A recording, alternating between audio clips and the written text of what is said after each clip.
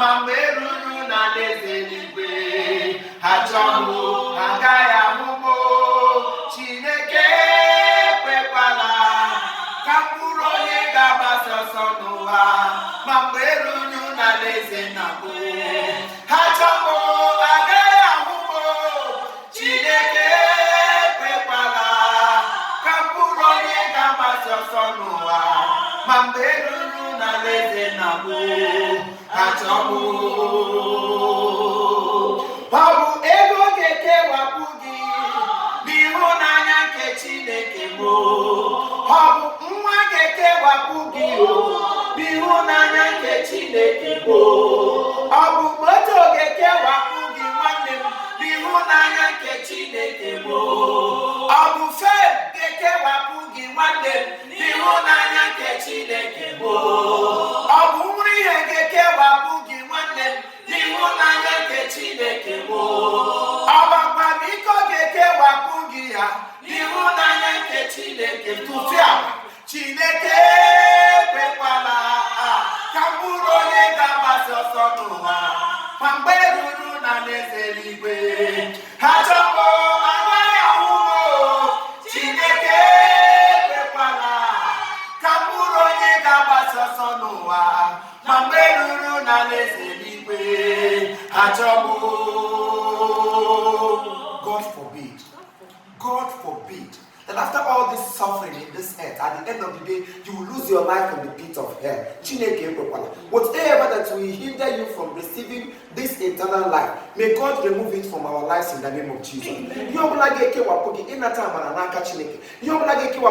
end of the day, the kingdom of God, whatever that will take you away from this love of God that we're talking about, let that thing never come near you in the name of Jesus. Amen. Whatsoever it is, onye ahụ jide ya nye na gị o nwere ebe na-akụ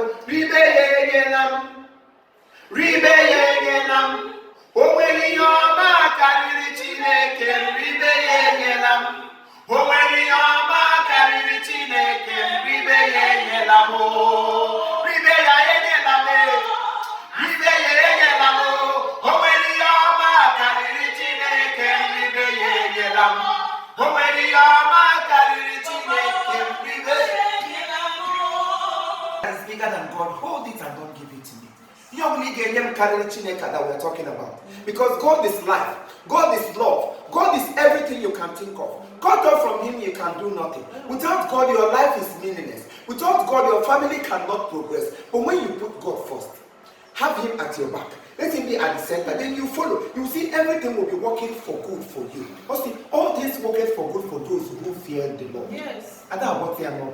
So many people think it is by juju. So many think it's by visiting native doctor. By strength shall yes. no man prevail. Oh, say it louder. By strength shall no man prevail. The word of God says so. There's nothing you can gain if God is not in you. Make Him your friend. Make Him your number one. Invite Him into your family. Let Him lead. Let Him direct your footsteps. Go to social media. You see, a wife stabbed her husband because he cheated. A wife poured the husband in hot water because he cheated. Cheat everywhere. Because we have failed to understand the real love that God is talking about. Funny enough, God is everything. Yes! And He said He's the truth, the way, and life. What else are you still looking for? And He said, be submissive unto God and also be at peace with Him. Yes. And when the ways of a man pleases everybody, oh my God, even his enemy becomes at peace with him. Yes. And He said, if this particular hand will lead you into sin, cut it off. Cut it off. It sounds like a proverb. You're not going to cut off your hand physically. But what is it trying to say? If it is fame that will make you to lose heaven, cut off. If it's car, if it does material things, mundane things, cut off from those things, provided you make heaven. Yes. Kamu kugi geduba giba noko, bubie ya tinye ya noko.